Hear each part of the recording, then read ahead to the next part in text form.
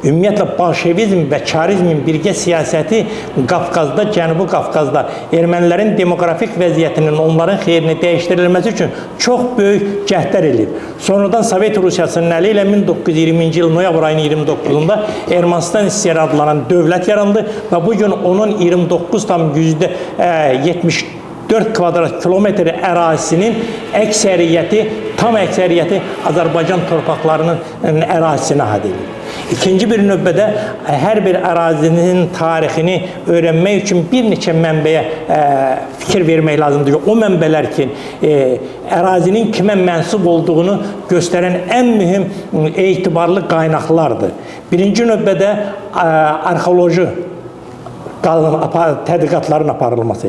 İkincisi, maddi mədəniyyət nümunələri. Üçüncüsü, hörmətli Mahirə xanımın dediyi kimi toponimlər.